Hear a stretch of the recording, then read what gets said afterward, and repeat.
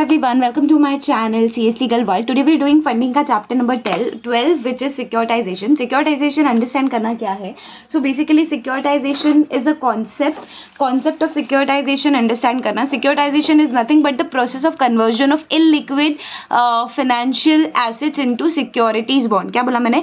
आप illiquid financial assets जो आपके पास पड़े, जो illiquid financial assets है, you're converting them into securitized bond.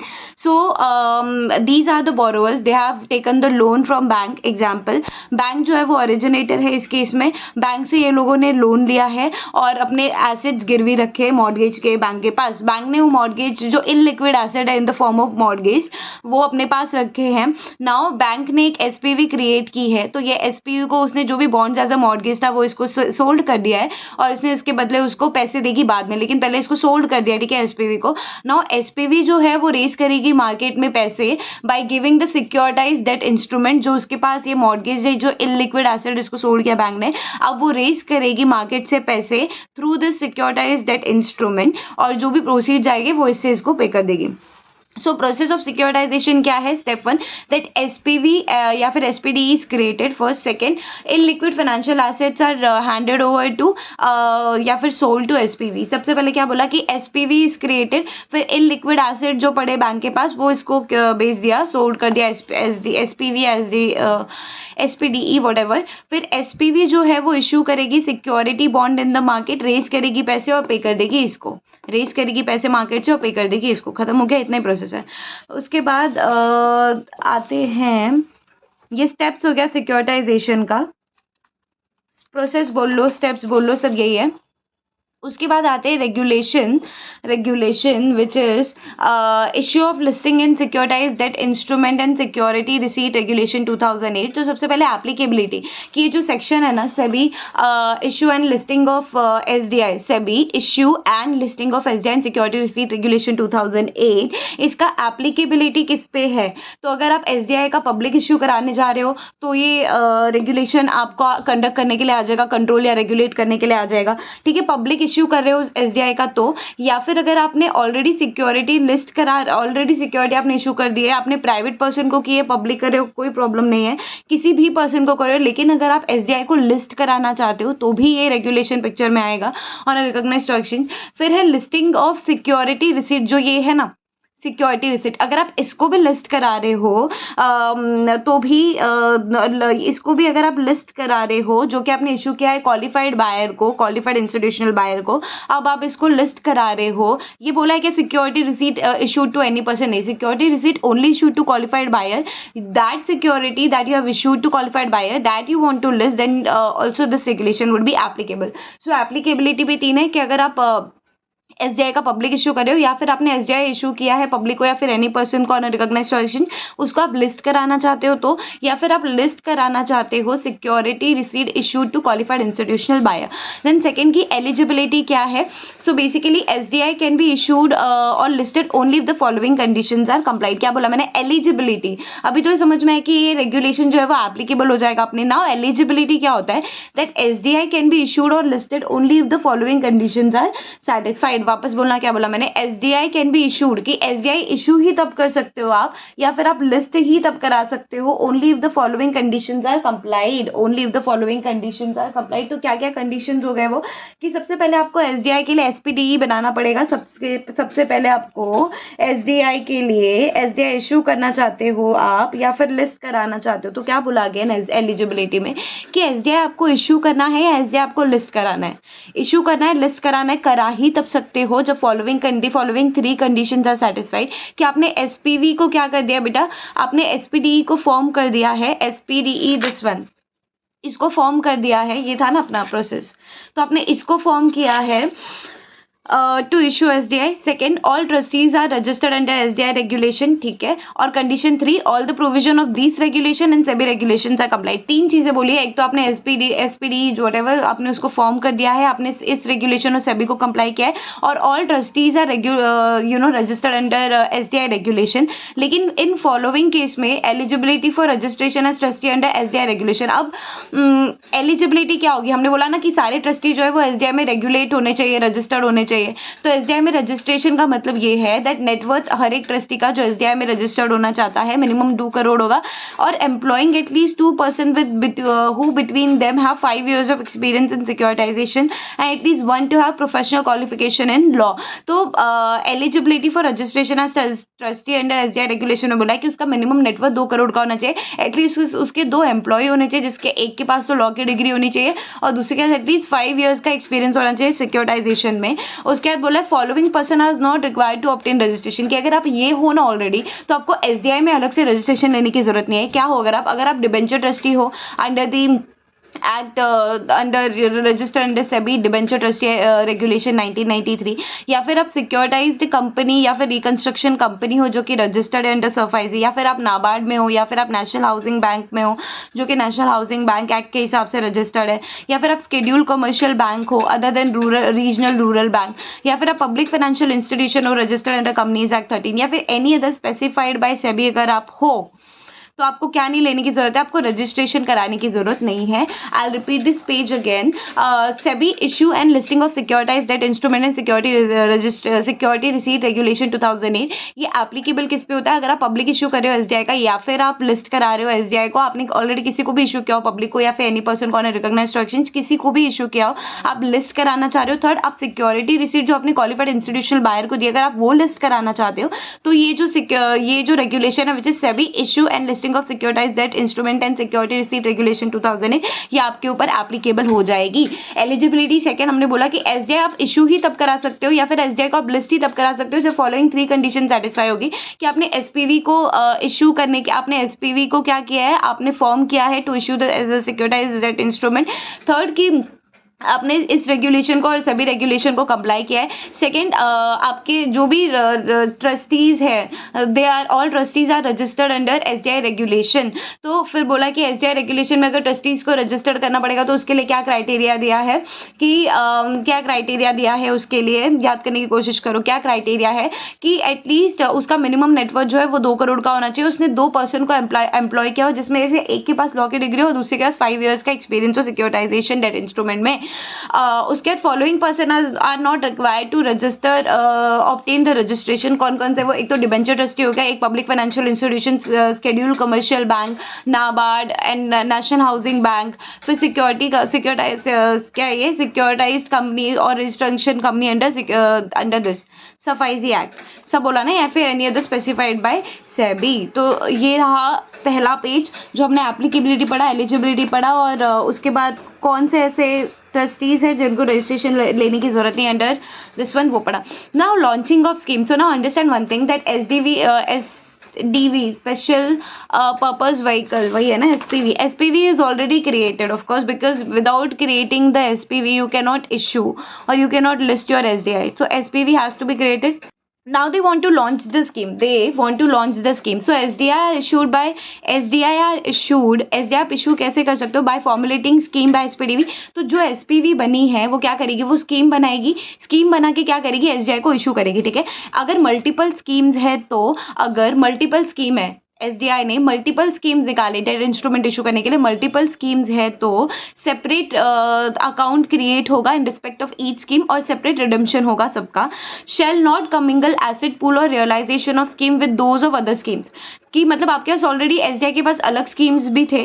ठीक है, तो ये वाले स्कीम्स के जो पैसे है ना जो आपने एसेट पूल किया है, तो बेसिकली जो कंपनी ने आपको बेचे हैं इलिक्विड एसेट्स, ठीक है, अब आप उसको दे के रेस करना चाहते हो, सिक्योरिटाइज्ड डेट इंस्ट्रूमेंट को दे के आप रेस करना चाहते हो पैसे, तो आप जो आपके अलग से ऑलरेडी स्कीम पड़ी होगी आप उसके पैसे और ये जो आप बेच के जो पैसे ले रहे हो, जो SDI रेस करके जो आप पैसे ले रहे हो, उन दोनों को मिक्स मत करो।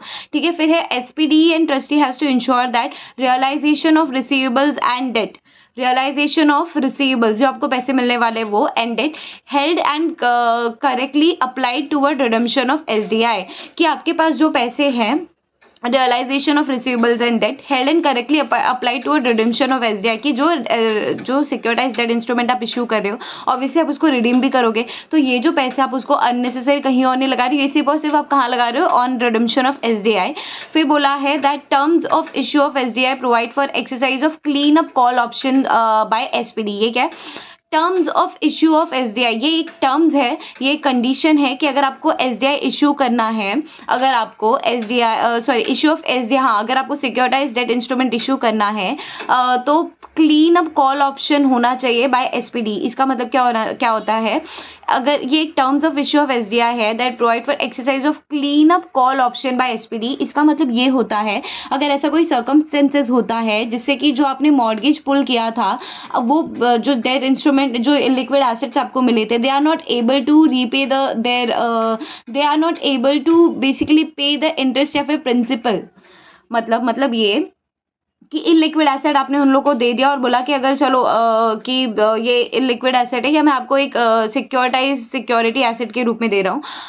अगर बाय चांस ऐसा होता है कि इनको बेच के आपके पैसे नहीं रिकवर हो पाते हैं इन केस ऑफ डिफॉल्ट, तो फिर आप टेंशन मत लो, बैंक मैं रेडी हूँ, यहाँ पे मैं बैंक बोल रहा है कि मैं रेडी हूँ, मैं आपको पे कर दूंगा, कोई प्रॉब्लम नहीं है। So that is nothing but clean up call up option by SPDE. Expenses above the limit अगर कुछ आ रही है, so not allowed shall borne by the trustee. अगर एक्सपेंसेस अबव द लिमिट है तो इसमें एप्लीकेबल नहीं होगा, फिर वो ट्रस्टी दिखेगा उसको क्या करना है। सो नाउ व्हेन वी चलो ऑब्लिगेशन भी कर लेते फिर रिवाइज करेंगे। Obligation to redeem securitise debt instrument की क्या ऑब्लिगेशन है, मुझे रिडीम करना है, एसडीआई मैंने इशू किया था, मुझे रिडीम करना है, क्या ऑब्लिगेशन है, क्या प्रॉब्लम है, बताओ क्या करना है।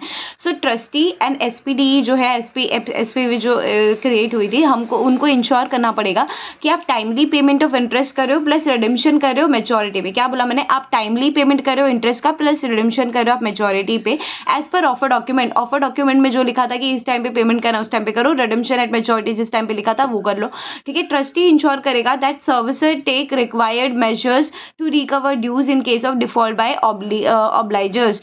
तो बेसिकली सर्विसर कौन होता है, सर्विसर कौन होता है, तो कंपनी जो है अपने बिहाफ में काम करने के लिए सर्विसर को अपॉइंट करती है। बैंक फॉर एग्जांपल, अपने केस में बैंक था, तो बैंक क्या करेगी, सर्विसर को अपॉइंट कर देगी। Servicer take required measures to recover dues in case of default by the obligors. Obligors वो जिन्होंने लोन लिया था और मॉर्गेज के रूप में हमने सिक्योरिटी एसेट दी थी, वही हमने मार्केट में बेच के क्या किया था फिर वही हमने मार्केट में बेच के पैसे ले लेते हैं इन शॉर्ट। तो ट्रस्टी को इंश्योर करना पड़ेगा that servicer take required measures to recover the dues in case of default by obligors. Expected maturity period plus possibility of extension या shortening shall be disclosed in offer document. अगर आपको लगता है कि expected maturity period हो सकती है, इस टाइम पे हम रिडीम कर देंगे, या फिर पॉसिबिलिटी ऑफ एक्सटेंशन, अगर एक्सटेंशन या शॉर्टनिंग कुछ हो जाएगा, पहले ही पैसे दे देंगे, तो that you have to disclose in offer document. नहीं किया तो नहीं कर पाओगे। So now since you are done with 4 points, now let's revise this one. Launching of scheme में क्या बोला मैंने कि अगर आपको एसडीआई इशू करना है, तो एसपीवी क्या करेगी, स्कीम फॉर्मुलेट करेगी सबसे पहले, और एसडीआई को इशू करने के लिए स्कीम फॉर्मुलेट करेगी। ये पॉइंट समझ में आ रहा है। अगर मल्टीपल स्कीम्स है तो हर एक स्कीम का एक सेपरेट अकाउंट बनेगा और उनका रिडम्पशन भी सेपरेट होगा, ठीक है। और एसेट्स पूल्स का जो भी आपको अमाउंट मिला है, shall not commingle asset pool और realisation of scheme with those of the other scheme. कि एसपीवी क्या करेगी, उसके पास ऑलरेडी कोई स्कीम्स है तो एसेट से जो भी पूल्स किया है उन्होंने, और रियलाइजेशन ऑफ स्कीम जो है, जो भी अमाउंट उनके पास है वो दूसरे स्कीम के साथ कमिंगल नहीं करेंगे। SPDE and trustee has to ensure that realisation of receivables that held and correctly paid towards the redemption of SDI only. And terms of issue of SDI, one of the terms of issue of SDI is that provide for exercise of clean up call option by SPDE and expenses above the limit अगर इसका कुछ आ रहा है तो that has to be borne by trustee। उसके बाद है obligation to redeem securitized debt instrument की क्या ऑब्लिगेशन है, इनको रिडीम करना है, इसको क्या ऑब्लिगेशन है। तो सबसे पहले SPD plus trustee has to ensure that कि टाइमली पेमेंट हो इंटरेस्ट का प्लस प्रिंसिपल का एंड रिडम्पशन हो मेच्योरिटी पे, जैसा कि ऑफर डॉक्यूमेंट में लिखा था। सेकंड, ट्रस्टी को इंश्योर करना पड़ेगा दैट सर्विसर, ठीक है, ट्रस्टी को इंश्योर करना पड़ेगा। ट्रस्टी कौन बेटा, ट्रस्टी कौन है, कहाँ से आ रहा है ट्रस्टी, कहाँ मतलब ट्रस्टी है किधर, आया किधर से ट्रस्टी कहाँ आया मुझे बताना। ट्रस्टी कहाँ आया पिक्चर में, हमने जो देखा यहाँ पर इसमें ट्रस्टी कहाँ है, इसमें तो नहीं है, इसमें तो ट्रस्टी नहीं है। यहाँ पर मैंने एक और बात बोली कि ओरिजिनेटर जो है वो सर्विसर अपॉइंट करेगा, ठीक है। ट्रस्टी कहाँ आएगा, तो बेसिकली ट्रस्टी हमने यहाँ पर पढ़ा था कि आप स्कीम को इशू या फिर लिस्ट ही तब करा सकते हो जब आपने ट्रस्टी को अपॉइंट कर लिया हो। ट्रस्टीज जो अपॉइंट हुए वो रजिस्टर भी होने चाहिए under the act.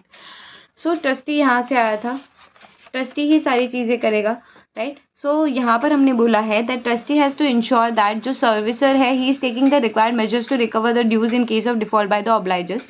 Expected maturity date क्या है, कुछ एक्सटेंशन या शॉर्टनिंग हो सकता है, तो आपको डिस्क्लोज करना पड़ेगा ऑफर डॉक्यूमेंट में, ठीक है। So next let's move with the next point now. 5, 6, 7, 8 ये 4 पॉइंट साथ में करेंगे, then we gonna revise this one, ठीक है। सर्विसर क्या होता है, सर्विसर कौन होता है? सो बेसिकली एसपीडी में अपॉइंट ईदर द ओरिजिनेटर और any person as servicer subject to the following. अभी मैंने क्या बोला आपको समझने की कोशिश करना, सर्विसर कौन होता है यहाँ पे देखना। अभी सबसे पहले तो ये समझ में आया कि अपने केस में बैंक जो था उसने एसपीवी को क्रिएट किया था, एसपीवी को क्रिएट किया था, राइट, इतना समझ में आया। अब जो एसपीवी जो है he can either appoint either the originator जो बैंक है उसको एज अ सर्विसर अपॉइंट कर सकती है या फिर किसी भी पर्सन को अपॉइंट कर सकती है as a servicer subject to the following. The trustee shall ensure that servicer की proper account in respect of activities delegated to him. Servicer has adequate operational system and resources to administer the asset pool in relation to securitisation tool and servicer is appointed for. Servicer क्यों appoint किया जाता है? To coordinate in collection from the obligated. जो obligor है, जो ऑब्लिगेटर है, ऑब्लिगेटर कौन? जिन्होंने हमसे लोन लिया था और हमको बदले में अपनी एसेट दी थी जिसको बेच के हमने सिक्योरिटाइज्ड इंस्ट्रूमेंट इशू किया है। सो कोऑर्डिनेट करे सर्विसर क्यों अपॉइंट किया जाता है? To coordinate and collection from the obligator. Obligator कौन था अपने केस में? Hold on,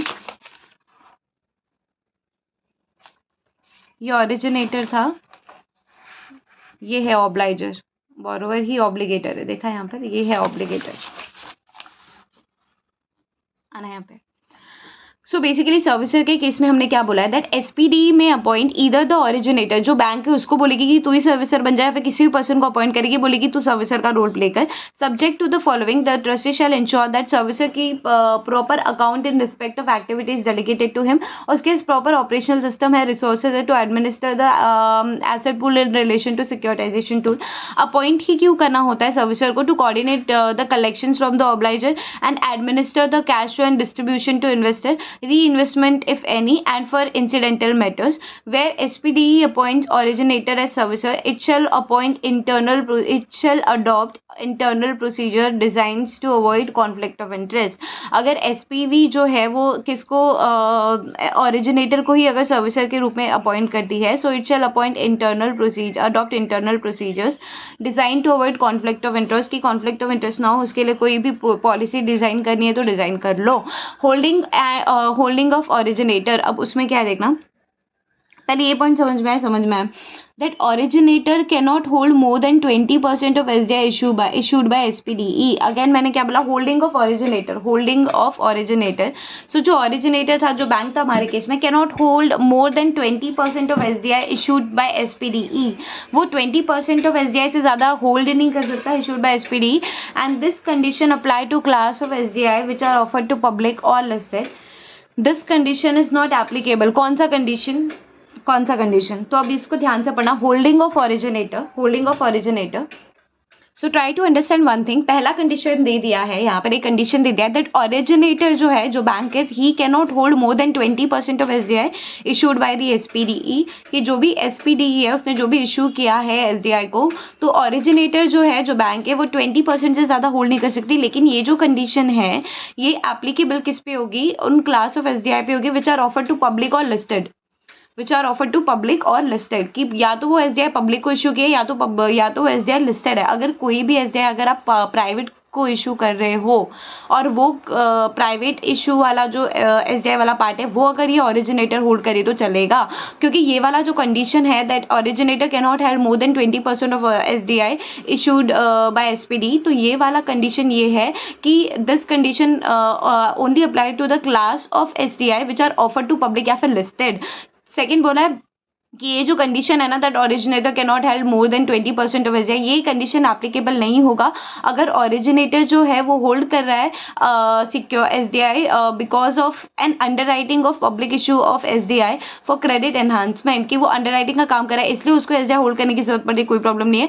also you have to disclose holding in offer document और listing particulars only in cases where SDI issued to public और listed. Also you have to disclose holding in offer document, also you have to disclose holding in offer document plus listing particulars only in cases where SDI are issued to public or listed. फिर है maintenance of record की record कैसे maintain करोगे. सो SPDE shall maintain records including register of SDI holders for each scheme.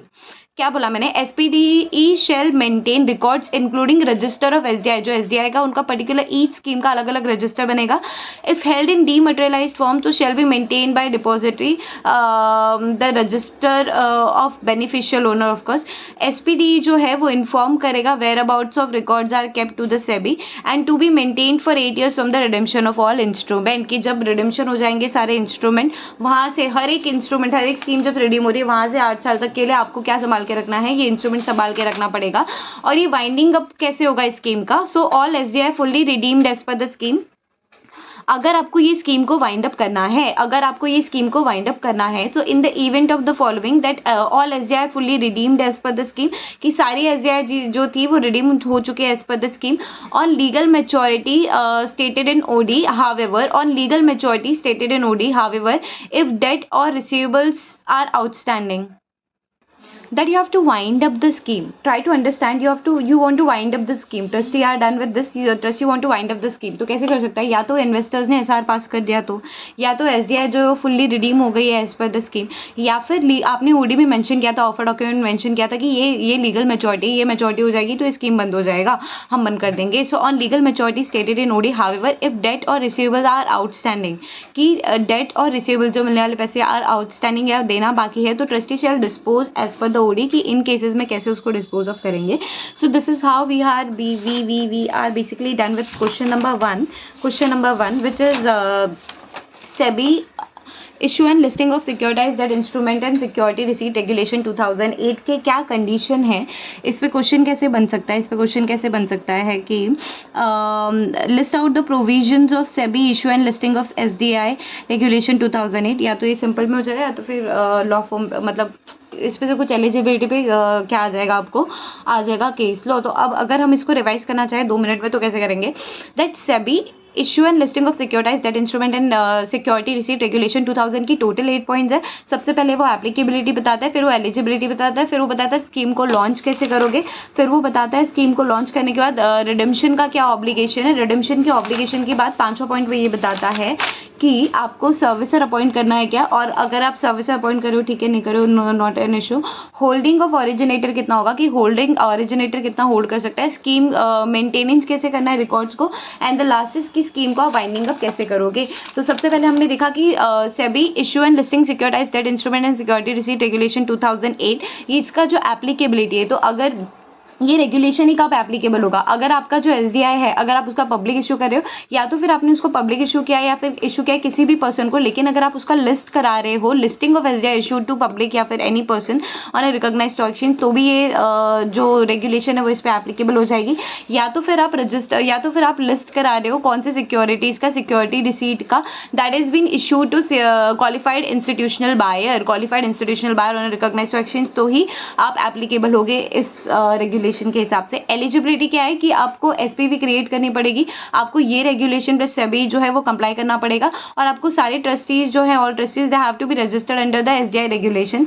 तो SDI regulation में eligibility क्या होगा for registration as a trustee under SDI regulation is, कि आपका नेटवर्थ मिनिमम 2 करोड़ का होना चाहिए, और SDI ने एटलीस्ट जो भी ट्रस्टी उसने 2 एम्प्लॉई को मेंटेन क्या होना चाहिए, इसमें से एक जो है उसका 5 years का SDI में एक्सपीरियंस होना चाहिए, और दूसरा क्या है वो लॉ की डिग्री उसके पास एक भी कोई भी डिग्री उसके पास होनी चाहिए. ठीक है. Following person are not required to be registered as a SDI trustee. अगर कोई डिबेंचर ट्रस्टी है तो कोई शेड्यूल कमर्शियल बैंक है, कोई पब्लिक फाइनेंशियल इंस्टीट्यूशन है, नेशनल हाउसिंग बैंक है, ठीक है, फिर नाबार्ड है, उसके बाद सिक्योरिटाइजेशन कंपनी या फिर रिकंस्ट्रक्शन कंपनी रजिस्टर्ड अंडर सफाई एक्ट है, तो या फिर any other specified by SEBI, तो इनको रजिस्ट्रेशन की जरूरत नहीं है. फिर है लॉन्चिंग ऑफ द स्कीम, की अगर आप स्कीम को लॉन्च करें तो सबसे पहले जो SPV है वो बहुत सारी स्कीम्स बनाएगी for issue of SDI, for issue of this scheme as per the of document. और अगर मल्टीपल स्कीम्स है तो आपको जो मेंटेन करना पड़ेगा separate account and separate redemption भी आप करोगे. एंड जो भी एसेट पूल मिल रहा है वो आप कमिंगल नहीं करोगे, किसके साथ, shall not commingle asset pools और realisation of scheme with those of other schemes. फिर है SPDE and trustee has to ensure two things. SPDE and trustee, these people has to ensure that realisation of receivables and debt held and correctly applied toward redemption of SDI. देखना मैं क्या बता रही हूँ, launching of the scheme. अभी आप scheme बनाने जा रहे हो, ठीक है, अब आप लॉन्च करने जा रहे हो स्कीम को. So SDI are issued, SDI issued by फॉर्मेलिटिंग. मतलब आप SDI को इशू कैसे करोगे? सबसे पहले तो आप SDI को इशू करने के लिए स्कीम बनाओगे फर्स्ट. सेकंड, हर एक स्कीम के लिए आपको डिफरेंट अकाउंट मेंटेन करना पड़ेगा और रिडम्पशन भी आपको सेपरेटली करना पड़ेगा. सेकंड पॉइंट, आपके पास जो आपने SDI को इशू किया है, अब जो पैसे आ रहे हैं उस पैसे को आप क्या नहीं करोगे, आपके पास ऑलरेडी जो SDI के पास ऑलरेडी SPV के पास ऑलरेडी दूसरे स्कीम्स उसमें मिलाओगे नहीं. फिर उसके बाद SPV और ट्रस्टी को ये इंश्योर करना पड़ेगा कि जो भी रियलाइजेशन ऑफ रिसीवेबल्स या फिर डेट है, जो भी पैसे मुझे मिल रहे हैं, रियलाइजेशन मुझे मिल रहा है, वो मैं करेक्टली कहाँ पे यूज़ कर रहा हूँ, मैं रिडम्पशन में यूज़ कर रहा हूँ. एक्सपेंसेस अबाउ द लिमिट है कुछ तो ट्रस्टी बॉर्न करेगा. और terms of the issue of SDI एक ये भी है कि क्लीन अप कॉल ऑप्शन होना चाहिए. क्लीन अप कॉल ऑप्शन होना चाहिए बाय SPD कि अगर अगर ये जो एसेट हमको देके आप चिपका रहे हो ना, बॉन्ड दे रहे हो ना, अगर ये लोग पे नहीं कर पाए तो फिर पे कौन करेगा? Originator. Obligation to redeem securitise debt instrument की SDI अगर आप रिडीम करना चाहते हो तो क्या करना पड़ेगा? Trustee and SPD has to ensure that कि आप टाइमली पेमेंट करो इंटरेस्ट प्लस प्रिंसिपल का, रिडम्पशन का, मेच्योरिटी का. जैसा कि आपने OD में बताया हुआ था, ट्रस्टी इंश्योर करेगा कि सर्विसर जो है servicer take required measures to recover dues in case of default by the obligors. की ऑब्लाइजर्स कुछ भी कान कर रहे हैं तो servicer is been appointed and servicer is taking care of everything, taking every measures to recover the dues from them. Expected maturity period अगर कुछ है, आपको पता है एक्सपेक्टेड मेच्योरिटी पीरियड क्या होगा इस स्कीम का, या ऑफ कोर्स पता ही होगा. पॉसिबिलिटी ऑफ एक्सटेंशन या शॉर्टिंग अगर आप कुछ कर सकते हो तो वो भी आपको डिस्क्लोज करना पड़ेगा ऑफर डॉक्यूमेंट में. उसके बाद है सर्विसर को आप अब ये बोला कि SPDE में अपॉइंट सर्विसर या तो ऑब्लिगेटर ना ओरिजिनेटर मतलब बैंक, तो ओरिजिनेटर को बोलेगा तू ही सर्विसर बन जा, या तो किसी पर्सन को अपॉइंट कर देगा as a servicer. Now servicer trustee has to ensure two things. Trustee shall ensure two things that servicer की proper account in respect of activities delegated to him. Servicer की proper account in respect of activities delegated to him, की जो काम दिया है वो कर रहा है सर्विसर. सेकेंड, सर्विसर के पास एडिक्वेट ऑपरेशनल सिस्टम है, रिसोर्सेज है to administer the asset pool in relation to the securitisation tool. Servicer को आप क्यों अपॉइंट करते हो? क्योंकि वो कोऑर्डिनेट करेगा कलेक्शन फ्रॉम ऑब्लिगेटर से, एडमिनिस्टर करेगा cash flow and distribution to investor, reinvestment करेगा एंड एक्स इंसिडेंटल मैटर्स में देखेगा. Where SPDE appoints originator as a servicer, it shall adopt internal procedure design to avoid conflict of interest. फिर है holding of originator. तो हमने ये देखा था कि ऑरिजिनेटर किसी भी सूरत में 20% ऑफ SDI इशूड से ज़्यादा होल्ड नहीं कर सकता. मतलब जितने भी total number of SDI issue के उससे 20% तक क्या कौन होल्ड कर सकता है? बताया ऑरिजिनेटर होल्ड कर सकता है. Now this condition apply to whom? This condition apply to classes of SDI which are, कौन से SDI की बात हो रही है? Which are offered to public और लिस्टेड. ये जो आप लोग बोल रहे हैं ना कि SDI का 20% तक ही कौन होल्ड कर सकता है SPV. So this condition apply to class of SDI which are offer to public या फिर लिस्टेड, क्योंकि रेगुलेशन है उस पर वर्कआउट करिए. और this condition is not applicable in case originator is holding because of an underwriting of public issue of SDI for credit enhancement. उससे underwriting किया था तो भी नहीं एप्लीकेबल होगा ये वाला. ऑल्सो डिस्क्लोज करना पड़ेगा होल्डिंग इन OD, किसको? ऑरिजिनेटर को डिस्क्लोज करना पड़ेगा कि कितना उसका होल्डिंग इन ऑफर डॉक्यूमेंट और listing particulars only in cases where SDI issued to public और लिस्टेड. फिर मेंटेनेंस ऑफ रिकॉर्ड. तो बेसिकली जब आपका स्कीम जो है वो रिडीम्शन हो जाएगा, वहाँ से आपको हर एक स्कीम के बाद 8 साल तक वो डिटेल्स जो है वो मेंटेन करके रखनी पड़ेगी. और SPV को इन्फॉर्म करना पड़ेगा वेयर अबाउट की रिकॉर्ड्स कहाँ पर रखे हैं, सेबी को इन्फॉर्म करना पड़ेगा. अगर डीमटेरियलाइज फॉर्म में है तो रजिस्टर ऑफ बेनिफिशियल ओनर होना चाहिए. And SPD shall maintain records including register of SDI holders for each scheme. ठीक है. उसके बाद है कि स्कीम का वाइंड अप कैसे होगा. तो अगर आप स्कीम को वाइंड अप करना चाहते हो तो भी कर सकते हो, कोई प्रॉब्लम नहीं है. SDI जो है फुल्ली रिडीम्ड होगी as per the scheme. SDI fully redeem हो गई है एज पर द स्कीम, या फिर SR ऑफ इन्वेस्टर्स ने SR पास करके वाइंडिंग अप के लिए बोला है, या फिर लीगल मेच्योरिटी खत्म हो गई है stated in offer document. However debt receivable अगर बाकी है या आउटस्टैंडिंग है, trustee shall dispose as per the offer document. So ये खत्म होता है पहला question. Now public offer of SDI के बारे में है, so that we have to check. इतना है. उसके बाद लिस्टिंग ऑफ SDI है. कैसे कराओगे। फिर एक कुछ ये पेज है, फिर ख़त्म हो जाएगा। चलो पब्लिक ऑफर ऑफ SDI देख लेते हैं। So now since we were done with the first question, that was provision of that regulation, which is SEBI issue and listing of SDI, which is securitized debt instrument, and security receipt regulation 2008. Now we are doing the second question, which is public offer of SDI की public offer of SDI करना है क्या। हाँ, तो फिर क्या क्या condition पूरे करने पड़ेंगे। अगर आपको public offer of SDI करना है तो क्या क्या condition has to be fulfilled. अगर आपको public offer करना है SDI का तो क्या क्या condition has to be fulfilled. सबसे पहले हम कब मानेंगे कि ये पब्लिक इशू हो रहा है। अगर आपने इशू किया है 50 or more person in a financial year, in one financial year, if you are issuing SDI to 50 or more person को, then deem to be a public issue. तो हम मान लेंगे, मानो या ना मानो, ये पब्लिक इशू था। क्या बोला मैंने, पब्लिक इशू कब माना जाएगा कि SDI का पब्लिक इशू हुआ है। अगर एक फाइनेंशियल ईयर में 50 या उससे ज़्यादा लोगों को आपने क्या दिया है, सिक्योरिटाइज्ड डेट इंस्ट्रूमेंट दिया है, तो हम मान लेंगे कि ये पब्लिक इशू हुआ है। Now it will not consider as a public offer अगर SDI not becoming available for subscription by person other than those receiving the offer. So let's say हमने बोल दिया, सबसे पहले तो हम मान लेंगे कि पब्लिक इशू हुआ है SDI का अगर आप 50 या फिर मोर पर्सन को in financial year, in one financial year अगर आप ऑफर दे रहे हो तो। लेकिन अगर ऐसा हो रहा है कि आपने जिसको ऑफर दिया सिर्फ वो लोग ही अप्लाई कर सकते हो और बाकी कोई अप्लाई नहीं कर सकता, then this is not a public issue. या फिर it is the domestic concern of applicant and issuer की घर की बात है, ठीक है, डोमेस्टिक कंसर्न है एप्लीकेंट या फिर इशूअर की, इस तरह से आप इशू करें तो भी पब्लिक इशू नहीं माना जाएगा। तो सबसे पहले एलिजिबिलिटी क्या हुई पब्लिक ऑफर ऑफ SDI कि हम मान लेंगे कि अगर एक फाइनेंशियल ईयर में अगर आप 50 या फिर उससे ज़्यादा लोगों को क्या दे रहे हो, SDI इशू करे, तो हम मान लेंगे कि ये पब्लिक इशू है। लेकिन दो कंडीशन में ये पब्लिक इशू नहीं माना जाएगा। अगर आपने जिनको ऑफर दिया है सिर्फ वो लोग ही अप्लाई कर सकते हैं, बाकी कोई और अप्लाई नहीं कर पा रहा है, और या फिर वो डोमेस्टिक कंसर्न है इश्योर या फिर एप्लीकेंट का, तो भी नहीं मानेंगे कि ये पब्लिक ऑफर हुआ है। ये फर्स्ट पॉइंट यहाँ पर खत्म हुआ। सेकंड आ रहा है, वो बोल रहा है कि submission and filing of offer document. तो अब आप क्या करोगे, जो भी SPV है या फिर ट्रस्टी है, ये लोग क्या करेंगे, SPV या ट्रस्टी दोनों में से कोई भी है कि सभी के पास जाएगा और सबमिशन करेगा या फिर submission and filing of offer document करेगा।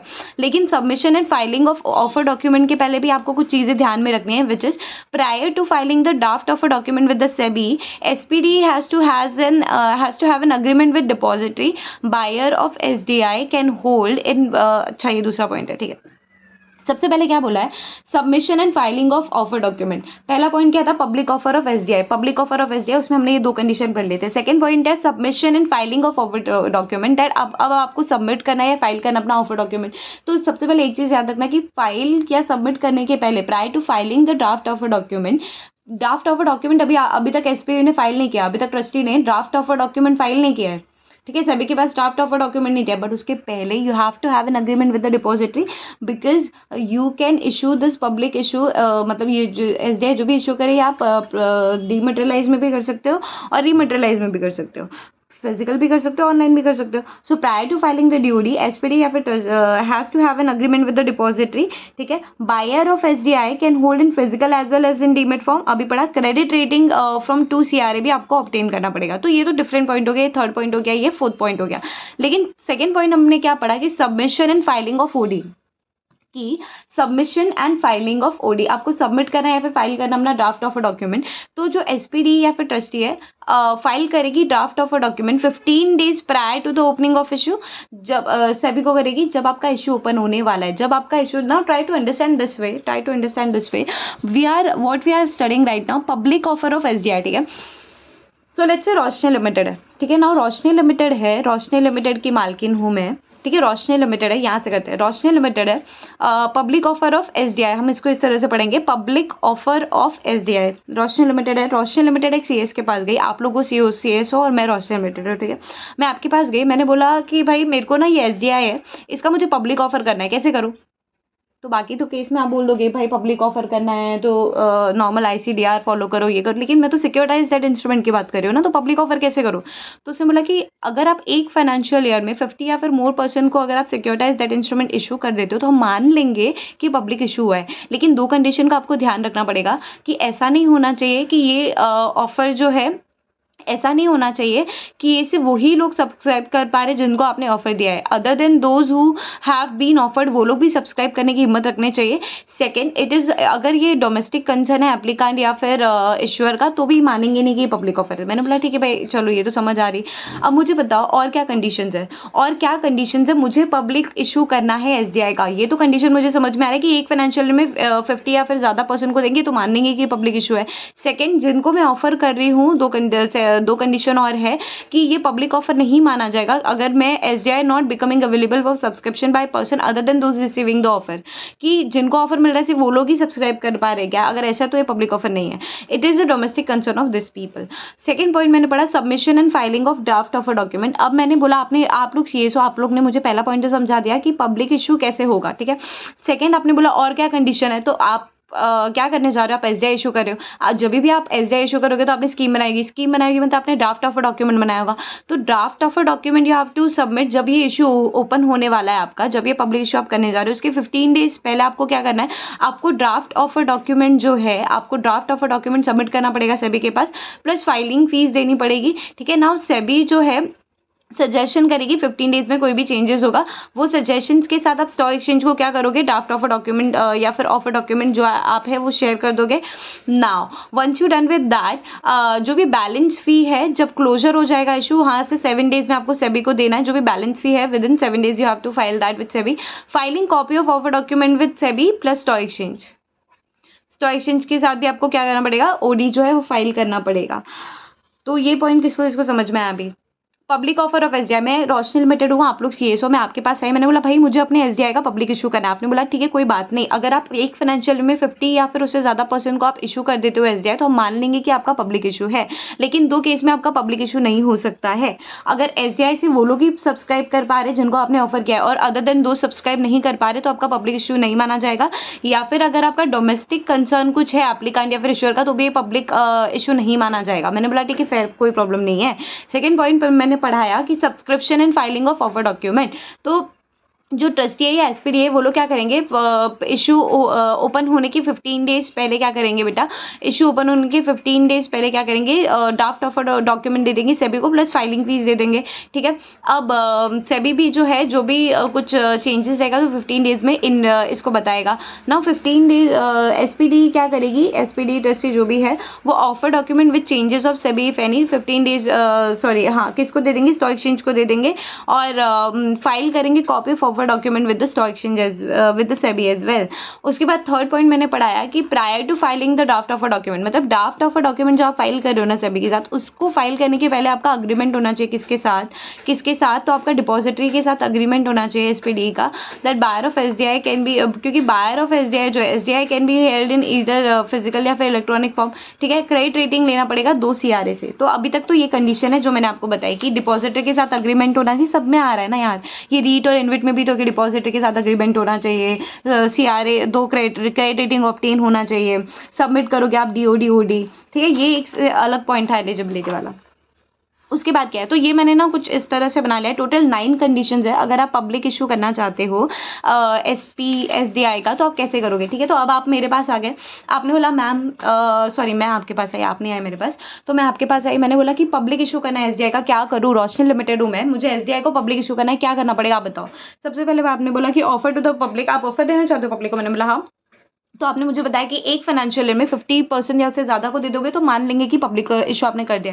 मैंने और कोई कंडीशन है क्या, तो बोला आपने कि ठीक है, और इसका 2 कंडीशन जुड़े हुए हैं कि हम नहीं मानेंगे कि आपने पब्लिक इशू किया है अगर आप जिसको ऑफर दे रहे हो सिर्फ वही आपका सब्सक्राइब कर पा रहा है, अदर देन दोस्त कैन नॉट सब्सक्राइब, या फिर आपका डोमेस्टिक कंसर्न कुछ है एप्लीकांट या फिर इशूअर का, तो फिर ये पब्लिक इशू नहीं माना जाए। मैंने फिर समझ में आ रहा है। और कोई कंडीशन है क्या, ये तो आपने बता दिया पब्लिक इशू के बारे में बता दिया कि ऑफर टू द पब्लिक कैसे करोगे।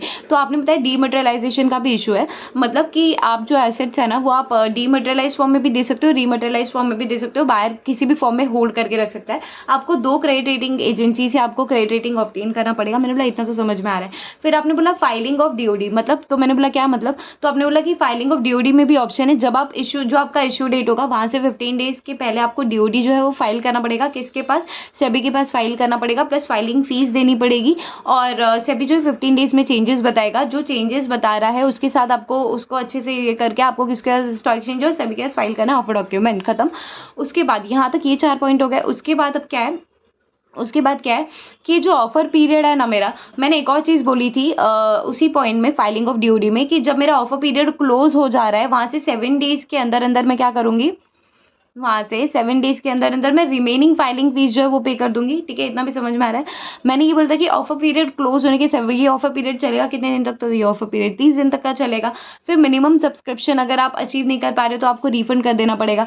Prohibition of misstatement in OD, ना तो कुछ झूठा हो ना कुछ छूटा हो, ना तो मिस स्टेटमेंट हो ना कुछ ओमिटेड हो, ठीक है। फिर ओवर सब्सक्रिप्शन अगर आपने कर लिया है तो एक्सेस मनी रिफंड कर लो। यहाँ पे ऐसा कुछ भी रीट इनविट की तरह नहीं है कि इतना % रख सकते हो, नहीं, ओवर सब्सक्रिप्शन है जो भी एक्सेस मनी उसको रिफंड कर दो। फिर अलॉटमेंट कैसे करोगे, तो अगर आप डीमेटेरियलाइज में अलॉटमेंट करो तो within 5 days from the closure of the issue आप अलॉटमेंट कर दो। अगर आप फिजिकल फॉर्म में अलॉट करें तो within 8 days from the closure of issue आपको करना पड़ेगा। अगर आप डिफॉल्ट करते हो तो ऑफिसर इन डिफॉल्ट जो है वो 15% पर एनम का इंटरेस्ट पे करेगा। सो आई होप ये पब्लिक ऑफर ऑफ एसडीआई आपको समझ में आया होगा। समझ में आया? इसके टोटल कितने पॉइंट है अगेन, अगर से पॉइंटर्स याद रखे तो offer to the public, dematerialisation वाला पॉइंट, फिर एक था क्रेडिट रेटिंग ऑब्टेन करना पड़ेगा, फिर एक था डीओडी वगैरह फाइल करना पड़ेगा, फिर 4 पॉइंट हो गए, 5 पॉइंट और है ना। अगर मैं लाइन से ना जाऊँ तो भी मुझे कुछ याद आ रहा है क्या, देखना। प्रोहिबिशन ऑफ मिस स्टेटमेंट और omission in the offer document, ये था।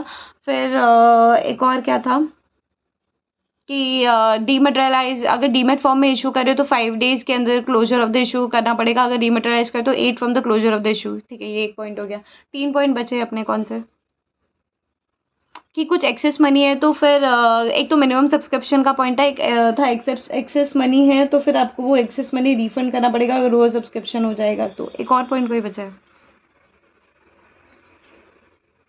ऑफर पीरियड मैक्सिमम होगा 30 डेज के लिए। So this is done. So now we are doing listing of securitise debt instrument की लिस्टिंग कैसे होगा सिक्योरिटाइज डेट इंस्ट्रूमेंट का। अभी तक हमने पढ़ा था एसडीआई का पब्लिक इशू कैसे होगा, तो अभी हम पढ़ेंगे लिस्टिंग ऑफ एसडीआई कैसे होगा। This we have to study. Then issuance and listing of security deposit, security receipt है ना, ये सिक्योरिटी डिपॉजिट ये भी पढ़ना है। Issuance and listing of security receipt ये पढ़ना है।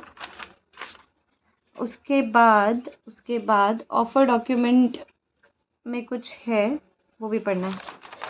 चलो, तो हमने 2 क्वेश्चन अभी तक कंप्लीट कर लिया। Now public issue of SDI कर लिया और प्रोविजंस ऑफ दैट रेगुलेशन कर लिया on SDI. Now we are doing listing of securitise debt instrument की लिस्टिंग कराना है एसडीआई को, तो क्या क्या प्रोविजंस एप्लीकेबल हो जाएंगे। So now let's understand the question first. You are reading the question which is listing of securitized debt instrument. अभी तक हमने क्या क्या पढ़ा था, एक तो रेगुलेशन वाला पढ़ा था, एक पब्लिक इश्यू ऑफ एसडीआई करना है तो क्या, नाउ लिस्टिंग ऑफ एसडीआई करना है तो क्या।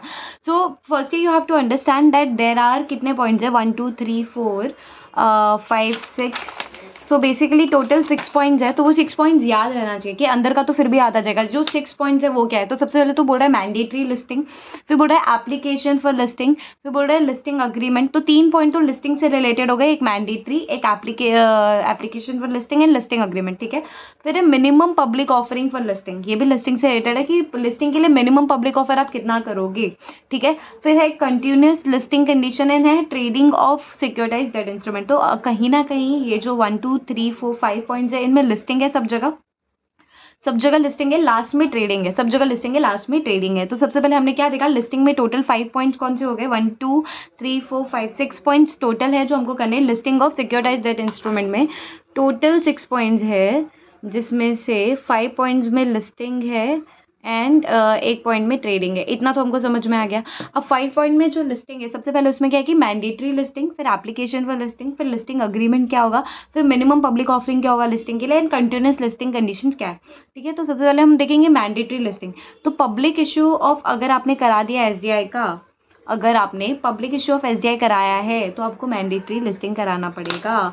क्या बोला है मैंडेटरी लिस्टिंग में, that a SPD desirous of making an offer of SDI to the public shall make an application for listing to one or more stock exchange. कि अगर आपको पब्लिक इशू कराना है एसडीआई का, आपको क्या कराना है बेटा, अगर आपको पब्लिक इशू कराना है एसडीआई का तो आपको मैंडेटरी लिस्टिंग कराना पड़ेगा। अगेन मैं रिपीट कर रही हूँ, आपको अगर पब्लिक इशू कराना है एसडीआई का, अगर आपको पब्लिक इशू कराना है एसडीआई का, तो रोशन लिमिटेड आपके यहाँ जाएगी, बोल रही है मेरे को पब्लिक इशू करना है, मेरे को पब्लिक इशू करना है, एसडीआई का पब्लिक इशू करना है। ठीक है मैडम, कर लो, कोई प्रॉब्लम नहीं है, लिस्ट कराना पड़ेगा, याद रखियो कि आपको लिस्ट भी कराना पड़ेगा। तो जो भी मैं पब्लिक इशू कर रही हूँ ना एसडीआई का, उसको मुझे लिस्ट कराना पड़ेगा, ठीक है, तभी वो इशू हो सकता है मार्केट में, तभी वो ट्रेड हो सकता है बेसिकली। उसके बाद है एप्लीकेशन फॉर लिस्टिंग। तो अब जो है एसपीडी जो है या फिर ट्रस्टी जो है वो एप्लीकेशन के लिस्टिंग के एप्लीकेशन के लिए किसको देगा, रिकॉग्नाइज्ड स्टॉक एक्सचेंज को लिस्टिंग एप्लीकेशन दे देगा कि मुझे लिस्ट कराना है अपना एसडीआई, ठीक है। फिर एसपीडी जो है वो लिस्टिंग अग्रीमेंट भी करेगा रिकॉग्नाइज्ड स्टॉक एक्सचेंज के साथ। तो अभी तक की जो 3 पॉइंट है वो सिमिलर है। फर्स्ट वाला क्या बोला कि फर्स्ट वाला बोला कि मैंडेटरी लिस्टिंग, अगर आप पब्लिक इशू कराना चाहते हो तो आपको मैंडेटरी लिस्टिंग कराना पड़ेगा। सेकंड बोला एप्लीकेशन फॉर लिस्टिंग, तो एसपीडी जो है वो एप्लीकेशन देगी for listing to the recognised stock exchange. Third वाला बोला लिस्टिंग अग्रीमेंट, जो SPD has to have a listing agreement with the recognised stock exchange for this one, ठीक है। तो ये 3 पॉइंट सिमिलर थे। फिर जो एक और पॉइंट है which is minimum public offer for listing, कि अगर मुझे लिस्ट कराना है तो मुझे मेरा मिनिमम पब्लिक ऑफर कितना होना चाहिए, मेरा मिनिमम पब्लिक ऑफर कितना होना चाहिए, मुझे लिस्ट कराना है तो मेरा मिनिमम पब्लिक ऑफरिंग कितना होना चाहिए। सो इसमें कुछ बातों का ध्यान रखना है दैट स्टॉक एक्सचेंज जो है must be satisfied that all the provisions have been complied under the regulation, कि ये जो रेगुलेशन है ना एसडीआई का, तो ये रेगुलेशन के हिसाब से जो भी प्रोविजंस है वो कंप्लाई किए गए हैं इन respect of what offer period, advertisement and credit rating. तो क्रेडिट रेटिंग में क्या है कि अगर आप प्राइवेट प्लेसमेंट करा रहे हो, एसडीआई का, और अब आप उसको लिस्ट कराना चाहते हो तो करा लो, कोई प्रॉब्लम नहीं है, लेकिन एसडीआई हैज़ टू इंश्योर कि क्रेडिट रेटिंग ऑब्टेन किया गया है, ठीक है, फर्स्ट। सेकेंड है एडवर्टीजमेंट, अगर आप एडवर्टीजमेंट दे रहे हो, so each scheme was offered to the public through the advertisement in newspaper for not less than 2 days, कि हर एक स्कीम के लिए आपने एडवर्टीजमेंट दिया है, न्यूज़पेपर में दिया है, और 2 दिन से कम के लिए नहीं दिया है। तो ये हो गया एडवर्टीजमेंट का पॉइंट। एक और पॉइंट है which is in case of private placement of SDI, कि एसडीआई का अगर आप प्राइवेट प्लेसमेंट करा रहे हो तो एसपीडीई को फाइल करना पड़ेगा listing particulars with the recognised stock exchange, listing particulars भी देना पड़ेगा। फिर है next point which is continuous listing condition, की कंटिन्यूस लिस्टिंग कंडीशन का क्या है, तो एज पर लिस्टिंग अग्रीमेंट होगा टू बी कंप्लाइड, जो भी होगा वो कंप्लाई करना पड़ेगा। So the SPD or trustee thereof shall submit such information including financial information relating to the scheme to the stock exchange and investors and comply with other continuous obligations as may be stipulated by the listing agreement. फिर last point है which is trading of SDI. Trading of SDI के लिए बोला है कि एक बार list हो गया ना, once listed the trading and settlement shall take place at recognized stock exchange। एक बार लिस्ट हो गया तो वो ट्रेडिंग कैसे होगा, सेटल कैसे होगा, वो कौन देखेगा, वो रिकॉग्नाइज्ड स्टॉक एक्सचेंज देगा, सब्जेक्ट टू सेबी कंडीशन, की सेबी भी कुछ कंडीशन उस पर लगा सकती है। तो अगर हम लिस्टिंग की बात करें, लेट्स से यही क्वेश्चन एग्जाम में आने वाला है, ठीक है। अभी तक हमने सारे क्वेश्चन बहुत अच्छे से किए, 2 क्वेश्चन 3 क्वेश्चन जितने भी किए अभी तक बहुत अच्छे से किए, ये तीसरा करे आई गेस। और मान लो वो 2 क्वेश्चन नहीं आए, वो तो हमने बहुत अच्छे से कर लिया, बट यही करना था, यही क्वेश्चन हमने अच्छे से नहीं किया, ये एग्जाम में आ गया, तो इससे बेटर कि ये वाला अच्छे से कर ले। सो लिस्टिंग ऑफ एसडीआई, अब मुझे रोशनी लिमिटेड है, ठीक है भाई, मेरे को लिस्ट कराना है, मैं आई आपके पास, मैंने बोला कि देख मेरे कुछ शेयर्स ऐसे, मेरे कुछ एसडीआई ऐसे जो प्राइवेट प्लेसमेंट में इशू किए थे मैंने, और कुछ ऐसे जो इनका मैं पब्लिक इशू करने वाले हूँ। अब मुझे लिस्टिंग कराना है और दोनों को ही लिस्ट कराना है, मेरे को क्या प्रोसीजर है आप बताओ, ठीक है, मेरा क्या प्रोसीजर है मुझे आप बताओ। तो मैं आपके पास आई, आप सीएस हो, आपने बोला ठीक है कोई प्रॉब्लम नहीं है, देख आप लिस्टिंग से रिलेटेड प्रॉब्लम में आए हो ना, एसडीआई का लिस्ट कराना है ना, मैंने बोला हाँ, बोला कि देखो इसमें ज़्यादा प्रॉब्लम नहीं, 6 पॉइंट है टोटल, ठीक है, 6 पॉइंट है टोटल, जिसमें से 5 तो लिस्टिंग के बारे में बात कर रहा है, एक ट्रेडिंग के बारे में बात कर रहा है। तो मैंने बोला ठीक है, मेरे को बताओ ट्रेडिंग के बारे में क्या बात कर रहा है। तो उसने बोला सुनो आप, कि एक बार आपका जो ये एसडीआई है, अगर आप वो लिस्ट हो जाता है ना, तो ट्रेडिंग करने के टाइम पे आपको टेंशन लेने की ज़रूरत नहीं है, जो भी उसका सेटलमेंट होगा, ठीक है, जो भी उसका सेटलमेंट होगा, that shall take place at recognised stock exchange subject to SEBI condition. मैंने बोला ठीक है। फिर 6 पॉइंट और कौन से है जो आप बोल रहे हो जिसमें लिस्टिंग है, तो बोले ये टोटल 6 पॉइंट है, एक ट्रेडिंग से रिलेटेड था, अब 6 पॉइंट लिस्टिंग से रिलेटेड है, तो वो देख लेना क्या है। तो है ना, ठीक है। तो बोला आपको पब्लिक इशू करना है कुछ एसडीआई, मैंने बोला हाँ कि पब्लिक इशू करना है कुछ एसडीआई का, मुझे पब्लिक इशू करना है, तब तो आपको मैंडेटरी लिस्टिंग कराना पड़ेगा, जिस एसडीआई का, जिस सिक्योरिटाइज डेट इंस्ट्रूमेंट का पब्लिक इशू कराना चाहते हो उसका तो आपको मैंडेटरी लिस्टिंग कराना पड़ेगा। ये आपका पहला पॉइंट है। बेसिकली क्वेश्चन क्या है, सुनने की कोशिश करना कि मेरे पास कुछ ऐसे एसडीआई है जिनका मैं पब्लिक इशू करना चाहती हूँ, मेरे पास कुछ प्राइवेट प्लेसमेंट वाले एसडीआई भी पड़े हुए हैं। तो मैं जब आपके पास गई, आपने बोला मेरे पास 6 पॉइंट है, जिसमें से 6 तो लिस्टिंग से रिलेटेड है, एक पॉइंट में ट्रेडिंग है। तो मैंने ट्रेडिंग का क्या है, तो आपने बोला ट्रेडिंग का है ये वाला कि एक बार आपका जो एसडीआई है वो लिस्ट हो गया है, एक बार आपका जो एसडीआई है अगर वो लिस्ट हो गया है, कि एक बार आपकी सिक्योरिटीज जो है लिस्ट हो गए, ठीक है, आपने पहले पब्लिक इशू किया था, प्राइवेट प्लेसमेंट किया था, उसका प्रॉब्लम नहीं है। एक बार जो सिक्योरिटीज है, पब्लिक इशू हुआ था उसका या प्राइवेट प्लेसमेंट होता है, एक बार वो लिस्ट हो जाता है, ठीक है, तो रिकॉग्नाइज्ड स्टॉक एक्सचेंज वो कैसे सेटल होगा, ठीक है, उसका ट्रेडिंग कैसे होगा, उसका जिम्मेदारी लेने का आपको प्रॉब्लम नहीं है। वो रिकॉग्नाइज्ड स्टॉक एक्सचेंज देगी उसको सेटल एंड ट्रेड कैसे करना है, ठीक है। रिकॉग्नाइज्ड स्टॉक एक्सचेंज देखेगी subject to SEBI condition, SEBI भी बताएगा कि सेबी भी पीछे से डंडा मारेगा बराबर। सेबी बोलेगा रुक, मैं हूँ ना इधर, मैं भी बता रहा हूँ ना, मेरी भी बात सुनना पड़ेगा। तो ये समझ में आया। सबसे पहले हमने अभी क्या देखा, मैं सिर्फ यहाँ पे लेके जाना चाहती हूँ आपको कि हम लोग कर रहे हैं listing of securitise debt instrument. तो जब आप listing of securitise debt instrument करने जा रहे हो, उसमें टोटल 6 पॉइंट है, 6 तो 5 तो लिस्टिंग वाले, एक ट्रेडिंग वाला है। तो ट्रेडिंग वाले ने बोला कि एक बार लिस्ट हो गए तो ट्रेड कैसे होगा, सेटल कैसे होगा, वो रिकॉग्नाइज्ड स्टॉक एक्सचेंज देगा सब्जेक्ट टू सेबी कंडीशन। इतना एक पॉइंट तो समझ में आ गया रहेगा अभी तक ट्रेडिंग वाला, ठीक है। 6 पॉइंट में लिस्टिंग वाले। तो सबसे पहला पॉइंट क्या हुआ, आपने बोला कि आप सीएस हो और आपने मुझे बोला मैम आप क्या करना चाहते हो, आपके पास आप पब्लिक इशू भी करना चाहते हो ना एसडीआई का। मैंने बोला हाँ। तो अगर आप पब्लिक इशू करना चाहते हो एसडीआई का तो आपको मैंडेटरी लिस्टिंग कराना पड़ेगा, क्योंकि पब्लिक इशू आप एसडीआई का करो और लिस्टिंग ना करो, ऐसा हो नहीं सकता। आपको पब्लिक इशू आपने कर दिया एसडीआई का तो आपको मैंडेटरी लिस्टिंग कराना पड़ेगा। मैंने बोला पहला पॉइंट है। मैंने ठीक है समझ आ गई कि पब्लिक इशू करे तो मुझे उसका मैंडेटरी लिस्टिंग करना ही है एट एनी कॉस्ट, ठीक है। सेकेंड पॉइंट क्या है, तो बोला मैम एक तो मैंडेटरी लिस्टिंग हो गया, एक लिस्टिंग एप्लीकेशन की। अब आपको लिस्टिंग, आपको पता चल गया कि पब्लिक इशू करा रहे हो तो आपको मैंडेटरी लिस्ट कराना है अपने सिक्योरिटाइज्ड इंस्ट्रूमेंट को। अब आपको ऑब्वियसली लिस्टिंग एप्लीकेशन भी तो देना पड़ेगा ना। तो सेकेंड पॉइंट यही है आपका कि एसपीडी जो है आपका, जो भी स्पेशल पर्पज डिस्टिंक्ट एंटाइटी है, वो क्या करेगी, स्पेशल पर्पज डिस्टिंक्ट एंटाइटी वो लिस्टिंग एप्लीकेशन देगी किसको, रिकॉग्नाइज्ड स्टॉक एक्सचेंज को। मैंने बोला ठीक है। मतलब सबसे पहले तो मैंने ये समझ में आया मुझे कि अगर मेरे पास पब्लिक इशू कर रही हूँ मैं अगर किसी भी एसडीआई का, तो मुझे उसको मैंडेटरी लिस्ट कराना है। सेकंड मुझे ये समझ में आया अभी तक के कि मुझे since I have to do the listing, mandatory listing of this one, तो मुझे लिस्टिंग के लिए एप्लीकेशन भी देना पड़ेगा किसको, रिकॉग्नाइज्ड स्टॉक एक्सचेंज को। मुझे मतलब किसको, एसपीडी को, ठीक है। 2 पॉइंट समझ में आ गया। तीसरा पॉइंट बोला मैंने ये कि मैम आप लोग बोल रहे हो मुझे कि मैम एक तो मैंडेटरी लिस्टिंग समझ में है या एक एप्लीकेशन फॉर लिस्टिंग भी समझ में है, एक लिस्टिंग अग्रीमेंट भी होता है, एक लिस्टिंग अग्रीमेंट भी होता है। तो एसपीडी का लिस्टिंग अग्रीमेंट होना चाहिए रिकॉग्नाइज्ड स्टॉक एक्सचेंज के साथ, एसपीडी का एक लिस्टिंग अग्रीमेंट होना चाहिए रिकॉग्नाइज्ड स्टॉक एक्सचेंज के साथ। मैंने बोला ये 3 पॉइंट भी मुझे समझ में आ गया। अभी तक आपने बोला कि अभी तक मैं आपके पास आई, समझने की कोशिश करना, भले अपने को 10 मिनट एक्स्ट्रा लगे लेकिन समझने की कोशिश करना। क्वेश्चन क्या पढ़ रहे हैं कि सिक्योरिटाइज डेट इंस्ट्रूमेंट को मुझे लिस्ट कराना है। कुछ सिक्योरिटाइज डेट इंस्ट्रूमेंट मेरे पास प्राइवेट प्लेसमेंट के हिसाब से पड़ी है, कुछ मैं पब्लिक इशू करने जा रही हूँ। तो अब मुझे उसको लिस्ट कराना है। तो कुछ एसडीआई में पब्लिक इशू करी हूँ, कुछ एसडीआई में प्राइवेट प्लेसमेंट करी हूँ। तो अब मुझे उसको लिस्ट कराना है। तो मेरा क्राइटेरिया क्या है, मेरा प्रॉब्लम क्या है, मेरे को आंसर क्या देना है इसका, राइट, यही क्वेश्चन है। तो उसमें मैंने बोला कि टोटल 6 पॉइंट है, जिसमें से 5 पॉइंट जो है वो रिलेटेड टू लिस्टिंग है और 1 पॉइंट जो है वो रिलेटेड टू ट्रेडिंग है। तो ट्रेडिंग वाला तो समझ में आ गया कि एक बार आपकी सिक्योरिटाइज डेट इंस्ट्रूमेंट लिस्ट हो गए तो वो ट्रेड कैसे होगी, सेटल कैसे होगी रिकॉग्नाइज्ड स्टॉक एक्सचेंज पे, वो रिकॉग्नाइज्ड स्टॉक एक्सचेंज देगा प्लस सेबी भी कुछ कंडीशन डाल देगा। तो ये पॉइंट तो मुझे क्लियर हो गया। लिस्टिंग वाले में से 3 पॉइंट अभी तक के मुझे क्लियर हो गए। पहला कि अगर मैं पब्लिक एसडीआई का पब्लिक इशू करने जा रही हूँ तो मुझे मैंडेटरी लिस्ट कराना पड़ेगा। सेकंड, मुझे लिस्टिंग एप्लीकेशन देना पड़ेगा रिकॉग्नाइज्ड स्टॉक एक्सचेंज को, मुझे मतलब किसको, एसपीडी को, और एसपीडी को has to have a listing agreement with also with recognised stock exchange. तो ये 3 पॉइंट भी मुझे समझ में आ गया। तो ये 3 पॉइंट लिस्टिंग वाला भी मुझे समझ में आ गया। अब इसमें 2 पॉइंट बचे और ये हो गया। तो ये 3, ये 2 पॉइंट 5 क्या हो गया, मुझे 4 पॉइंट समझ में आ गया। अभी अपने को सिर्फ 2 पॉइंट देखना है and then we are sorted. अभी तक कितना देख लिया, mandatory listing, application for listing, listing agreement, minimum public offering for listing को छोड़ दो। तो एक कंटिन्यूस लिस्टिंग कंडीशन भी होता है, उसके बारे में क्या बोला है कि as per listing agreement to be complied that SPD और trustee thereof shall submit such information including financial information with relating to the scheme to the stock exchange और investor and comply with such continuing obligation as may B.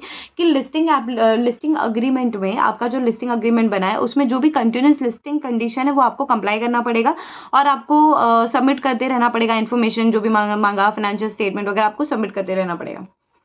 चलो मुझे continuous listing condition भी समझ में आ गया, मेरे को एक नहीं समझ में आ रहा, which is minimum public offering for listing, which is minimum public offering for listing, ये क्या है?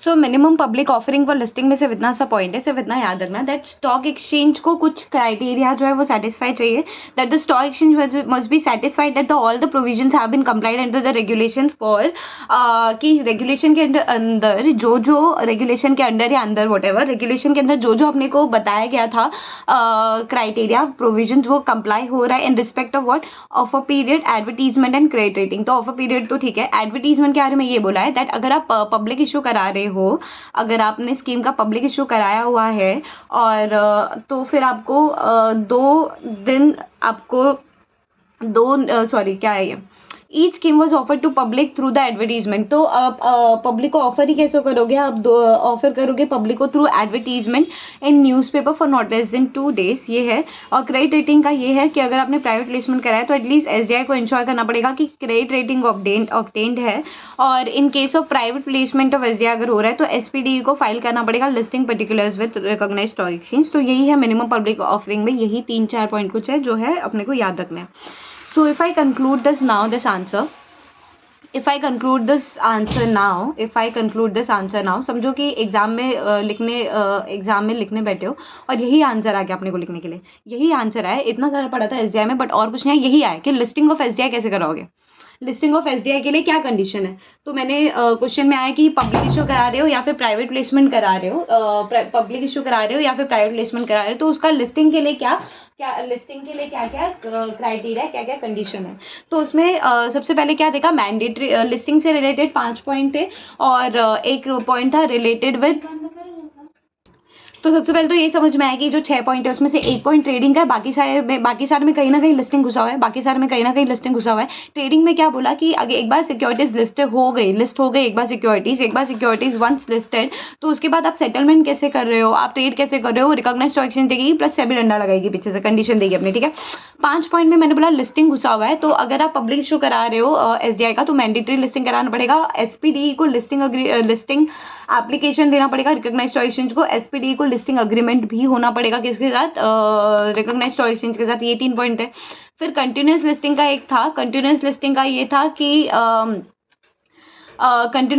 ये था कि लिस्टिंग अग्रीमेंट में जो भी कंडीशन दिए हैं वो कंप्लाई करना पड़ेगा, कंटिन्यूस लिस्टिंग कंडीशंस में ये था।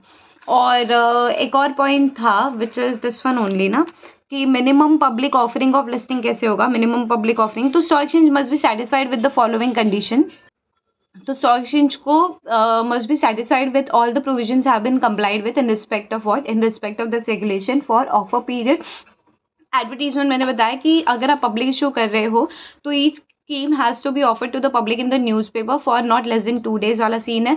क्रेडिट रेटिंग अगर आप प्राइवेट प्लेसमेंट का करें तो क्रेडिट रेटिंग ऑब्टेन करना पड़ेगा, आप प्राइवेट प्लेसमेंट कर रहे हो एसडीआई का तो SPD has to file the listing particulars plus application to the recognized stock exchange as well. So this is how we are done also with listing of SDI. Now the next question, or maybe the last question of this chapter, which is issuance and listing of security receipt. Issuance and listing of security receipts. So basically इसमें मैं आपको 1 by 1 लेके जाऊँगी. Issuance and listing of security receipt. तो उसके क्या provisions है, issuance and listing of security receipt, आपको इशू करना है या फिर लिस्ट करना अपने सिक्योरिटी रिसीट्स। तो फर्स्ट पॉइंट आ गया आपका एलिजिबिलिटी में ये बोल रहा है that issuer proposing to issue and list. मैं एक काम करती हूँ, मैं ना इसका भी एग्जाम्पल दे देती हूँ। Issuance and listing of security receipt, so let's say Roshni limited है, ठीक है, मुझे यहाँ पे या तो इशू कराना है, इशू और लिस्ट दोनों कराना है, ठीक है, इशू और लिस्ट दोनों कराना है सिक्योरिटी रिसीट। तो मुझे नहीं पता कि मेरे पास सिक्योरिटी रिसीट्स है, ठीक है, मेरे पास सिक्योरिटी रिसीट्स है, अभी तक मेरे पास एसडीआई था वो हमने देख लिया, मेरे पास सिक्योरिटी रिसीट्स भी है। तो मैंने आपको नेक्स्ट क्वेश्चन ये पूछा, मेरे पास सिक्योरिटी रिसीट है, मुझे उसको इशू करना है या फिर जो ऑलरेडी है उसको लिस्ट कराना है, ठीक है, मुझे सिक्योरिटी रिसीट इशू या फिर लिस्ट कराना है, तो उसकी क्या कंडीशंस है। तो आप लोग सीएस बन चुके हो, आप लोग ने बोला कि मैम वेट होल्ड ऑन, हम आपको फर्स्ट पॉइंट बताते हैं। फर्स्ट पॉइंट एलिजिबिलिटी के बारे में ये बोलता है that you are an issuer because you want to issue security receipt, so issuer proposing to issue या and list the security receipt, या फिर list only previous issued security receipts. क्या बोला मैंने कि या तो मैं इशू एंड लिस्ट दोनों कराना चाहती हूँ, या तो मैं सिर्फ लिस्ट कराना चाहती हूँ ओनली प्रीवियस इशूड सिक्योरिटी से। तो मुझे कंप्लाई करना पड़ेगा with chapter 7A of SEBI INL, that is issue and listing of सिक्योरिटाइज्ड debt instrument and security receipt regulation 2008, comply with RBI rules and regulation, be issued on a private placement basis and comply with issue provisions of security receipt। तो इसमें अगर मैं इस चीज़ों को highlight कर दूँ, इन चीज़ों को अगर मैं हाईलाइट कर दूँ कि मुझे क्या करना है, तो मुझे कंप्लाई किसका करना पड़ेगा। एक तो मुझे कंप्लाई करना है 7A का, चैप्टर 7A का ऑफ सेबी, ये वाला रेगुलेशन, ठीक है, ये मुझे कंप्लाई करना पड़ेगा। आरबीआई को कंप्लाई करना पड़ेगा issued only on private placement basis security receipt, and provisions of security receipts भी मुझे कंप्लाई करना पड़ेगा।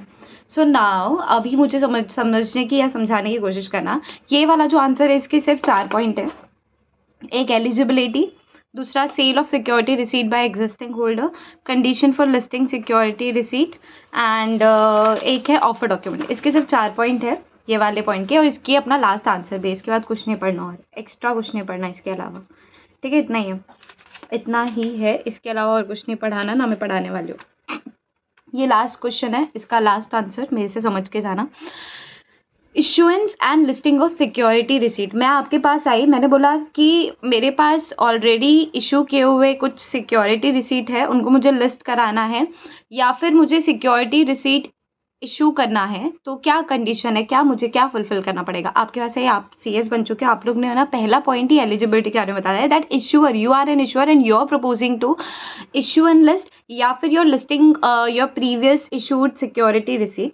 तो firstly ma'am you have to understand that you have to comply with chapter 7A of this regulation which is SEBI issue and listing of SDI और security SDI and security receipt regulation 2008. You have to comply with this chapter. I understood, ma'am. You also have to comply with following things, which is you have to comply with RBI rules and regulation. You have to comply with security receipt regulation, provision of security receipt regulations you have to comply with. I was like okay, and ma'am this can be issued only on private placement basis. So you're thinking that you can issue security receipt and you can do the public issue of that. That's not possible. You can only issue it as per you can only issue it as a private placement basis.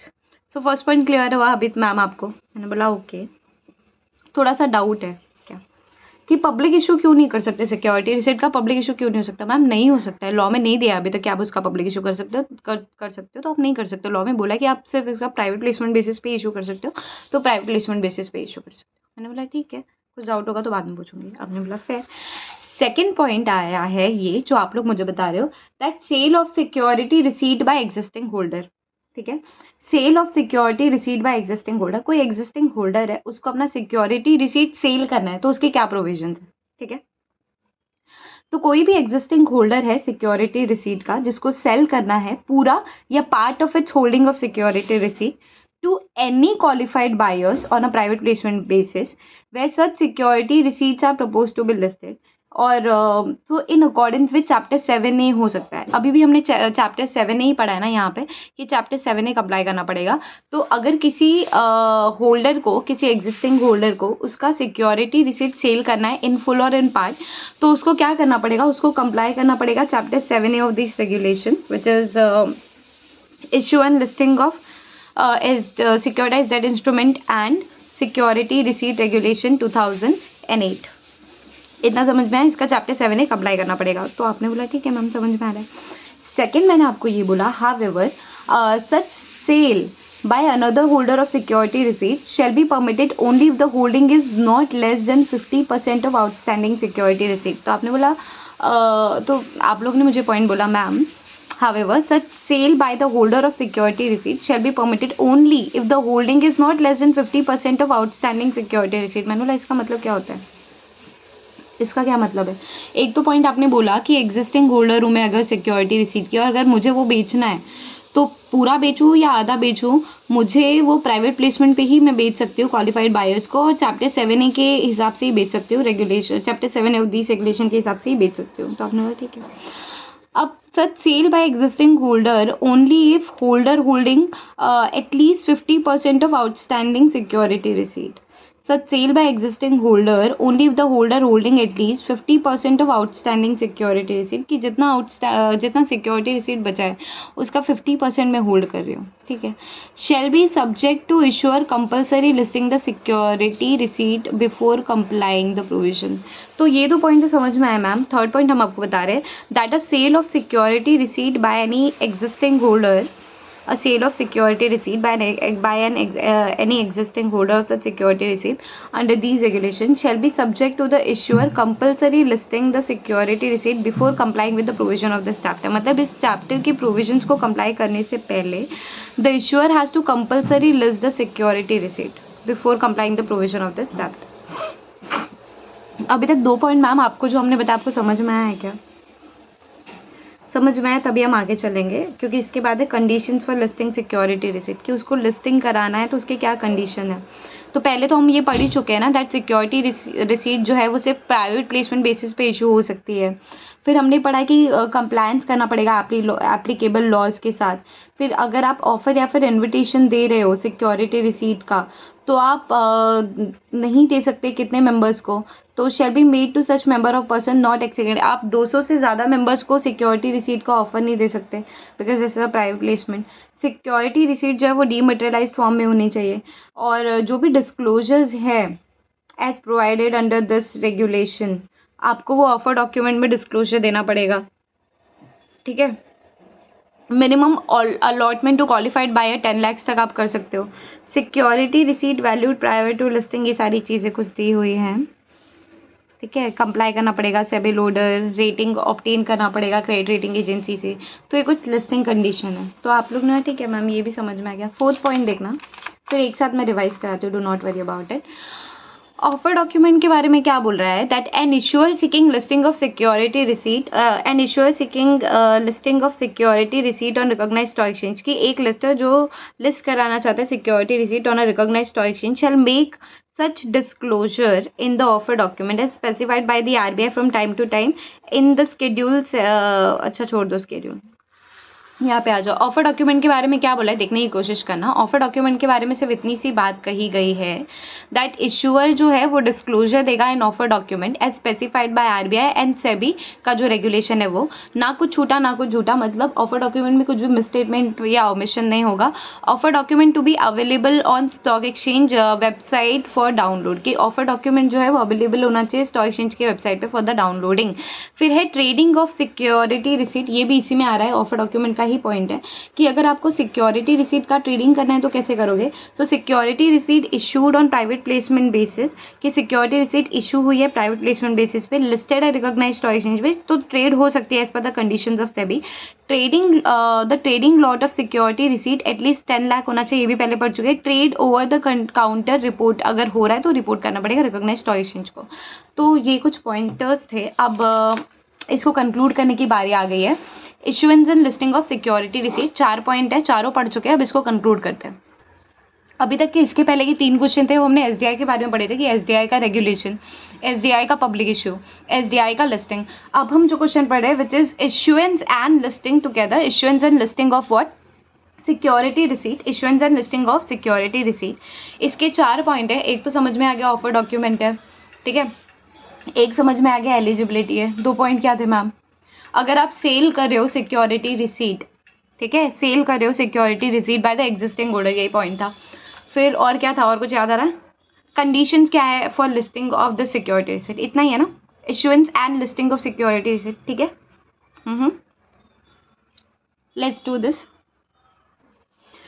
Now. Eligibility ये है कि अगर आपके पास already security receipt है, ठीक है, और issue क्या बोला मैंने, एलिजिबिलिटी वी आर डूइंग कि सिक्योरिटी रिसीट का issuance and listing of security receipt का एलिजिबिलिटी, फर्स्ट वाला पॉइंट, issuer proposing to, मतलब I am the issuer, I am proposing to either issue and list, or I already have issued, I have to list the security receipt. तो मुझे comply करना पड़ेगा chapter 7A of this regulation which is issue and listing of सिक्योरिटाइज्ड debt instrument and security receipt regulation 2008. इसका मुझे chapter 7A comply करना पड़ेगा.